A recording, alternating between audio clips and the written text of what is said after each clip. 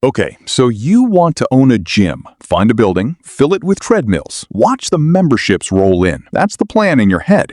And it's not a bad plan. Walk into any gym on a weekday evening, and it looks like the easiest business in the world. Every treadmill is taken. The weight room is loud. There's a line at the front desk. You watch that scene and you think, this place must be printing money. More people, more memberships, more money. Simple. Here's the problem. You are looking at the 1 hour of the day that lies to you the most. The truth is that a gym is not really a fitness business. It is a subscription business that happens to have dumbbells in it. And the moment you understand that difference, everything about how a gym makes money and how it quietly loses money starts to make sense.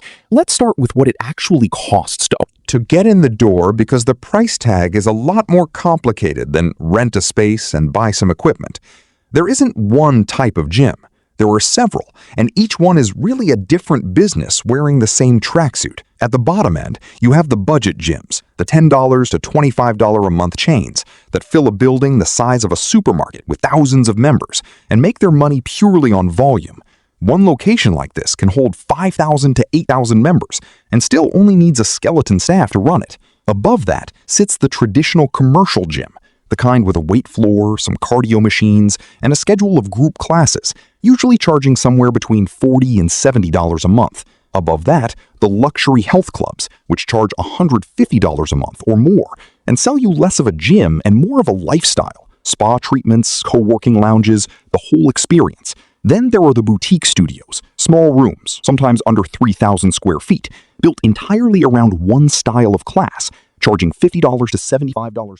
A $150 a month membership, or selling packs of individual classes. And then the small, brutal category, the one-on-one personal training studio, sometimes as small as 500 square feet, that doesn't sell memberships at all. It sells your time with a coach. Each of these is a different bet on the same underlying question. Do you make your money from a huge number of people paying a little or a small number of people paying a lot? That single decision shapes every other number in the business. Now, here's where the naive mental model starts to break down. You think the expensive part is the equipment. It isn't. The expensive part is turning an empty box of a building into something that can legally and safely hold sweating human bodies. A commercial landlord will usually ask for 3 to 6 months of rent up front, just as a security deposit, before you've done a single renovation. Then comes the build-out. Rubber flooring that can absorb the impact of a trainer, copper wiring that can electrocute a massive server and fitness trackers. Just the space itself costs a fortune. All those windows, air conditioning, changing rooms. The problem is that gyms invest in upfront costs, but they get their money over time.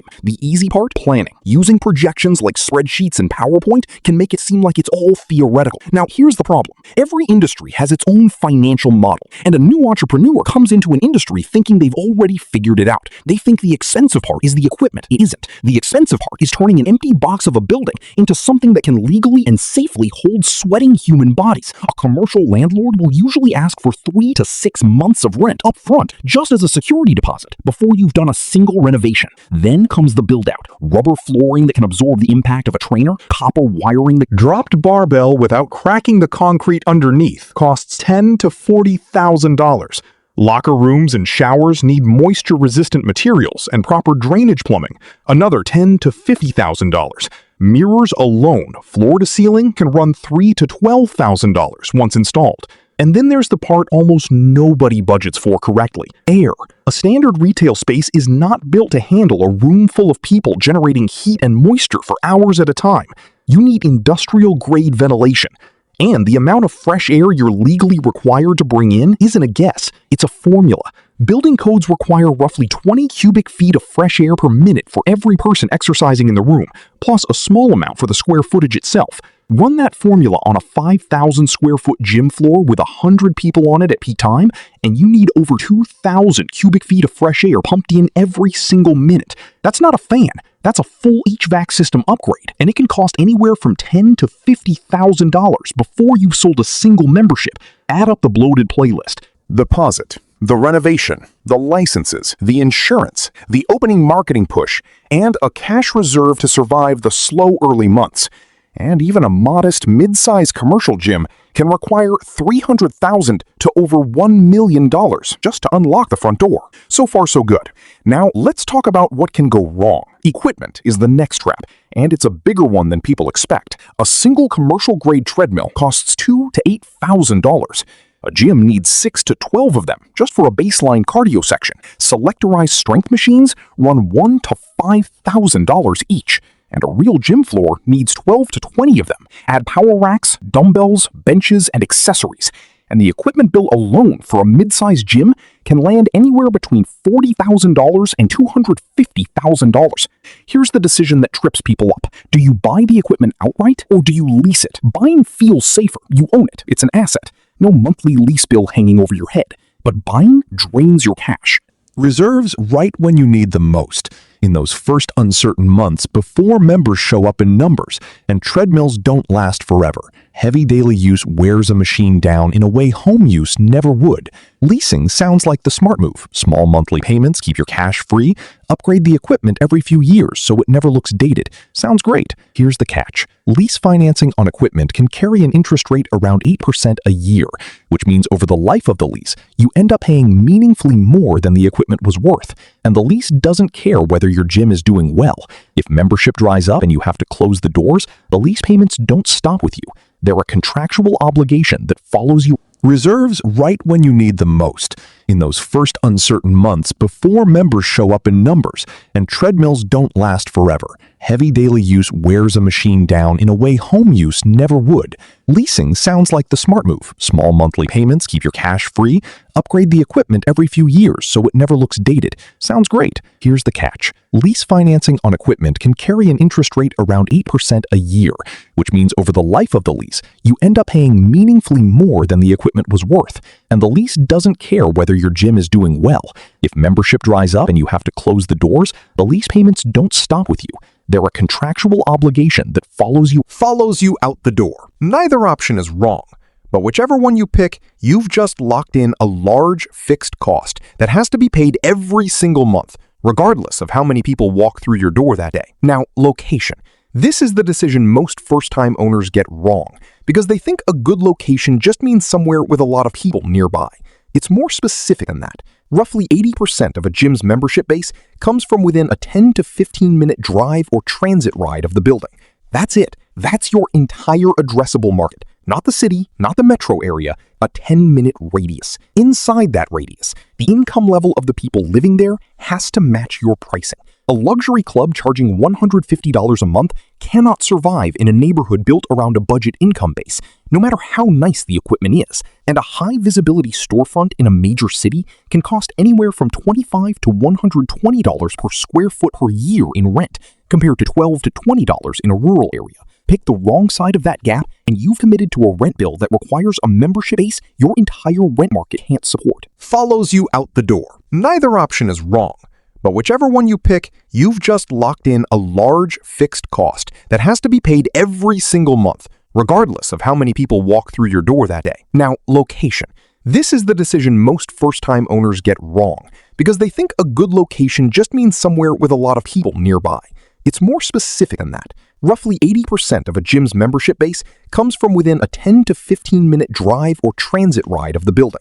That's it. That's your entire addressable market. Not the city, not the metro area, a 10-minute radius. Inside that radius, the income level of the people living there has to match your pricing. A luxury club charging $150 a month cannot survive in a neighborhood built around a budget income base, no matter how nice the equipment is. And a high-visibility storefront in a major city can cost anywhere from $25 to $120 per square foot per year in rent, compared to $12 to $20 in a rural area. Pick the wrong side of that gap, and you've committed to a rent bill that requires a membership base your entire rent market can't support. The membership itself. Picture a coin flip, except instead of heads or tails, imagine every person who signs up for a gym falls into one of two futures. In one future, they show up 3 times a week, every week for a year. In the other future, they show up twice in January, feel good about themselves, and then never come back while still paying every month. Which of those two members is more valuable to the gym? It's the second one, and this is the single most important idea in the entire fitness business. So let's slow down and actually do the math. The person who comes 3 times a week uses hot water for showers. They put wear on the treadmill belt. They need towels laundered. They take up floor space during the exact hour when the gym is most crowded, which can annoy other members and push them toward canceling. Every visit costs the gym a small amount of real money and a small amount of real capacity. The person who signed up in January and never came back costs the gym almost nothing. No hot water, no towel, no wear on the equipment, no crowding. They are, in the language of economics, a customer whose cost of service is close to zero, while their monthly payment keeps arriving like clockwork. Every dollar of that payment flows straight to the bottom line. Industry data consistently shows that around 2 out of every 3 gym members rarely or never use the gym they're paying for.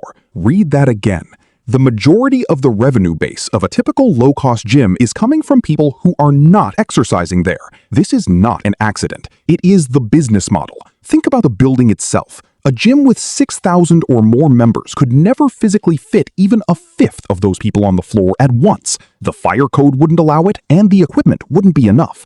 A typical gym floor might be legally capped at somewhere around 200 to 300 people at a time. If even 10% of a 7,000-member gym showed up simultaneously, you'd have 700 people trying to fit into a room built for maybe 250. It would violate the fire code within minutes. So the gym isn't selling access to a room.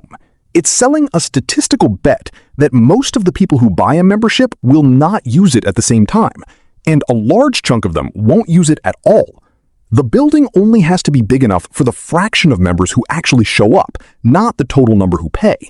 This is why gyms don't secretly want every member to become a daily regular. A gym full of daily regulars would need a much bigger, much more expensive building with much higher utility bills to serve the exact same number of paying customers.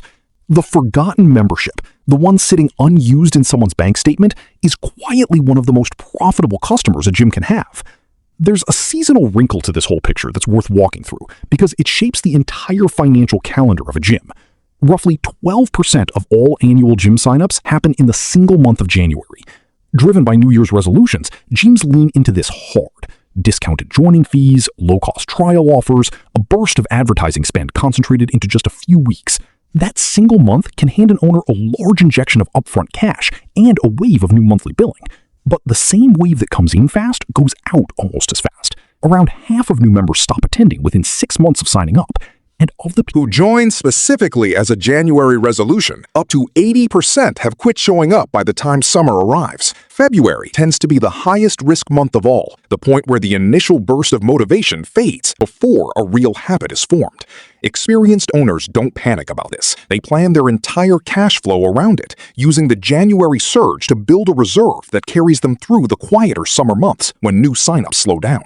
The owners who get caught off guard are the ones who spend that January windfall as if it were a permanent, ongoing level of revenue instead of the seasonal spike that it actually is. There's also a structural choice that sits underneath all of this, whether to build an independent gym from the ground up or buy into an established franchise. A franchise gives you an already known brand name, a proven layout, standardized software, and often better pricing on equipment through corporate purchasing deals. That's valuable, especially for a first-time owner. But it isn't free. Franchise agreements typically require an upfront franchise fee of $20,000 to $60,000, an ongoing royalty of 5 to 10% of gross revenue paid back to the parent company every month, and an additional contribution of around 2% of revenue into a shared national marketing fund. An independent owner keeps every dollar of profit the business generates. A franchise owner is permanently sharing a slice of the top line in exchange for the brand recognition and support system, which can be worth it, but only if the extra membership volume that brand name attracts is large enough to cover what you're handing back every month. Now, here's where the psychology becomes just as important as the math. Why do people keep paying for something they don't use? Part of it is optimism at the moment of signing up. The membership feels like a promise to a future version of yourself. Part of it is what economists call a commitment device. Paying for the gym is meant to be the thing that forces you to go. And part of it is pure inertia. Canceling requires admitting the plan didn't work. And for a monthly fee of $10 to $10, most people would rather quietly keep paying than confront. The physical design of the gym reinforces this, whether members notice it or not. Clean, simple layouts with clear pathways reduce the sense of intimidation a new member feels walking in for the first time, which keeps them coming back.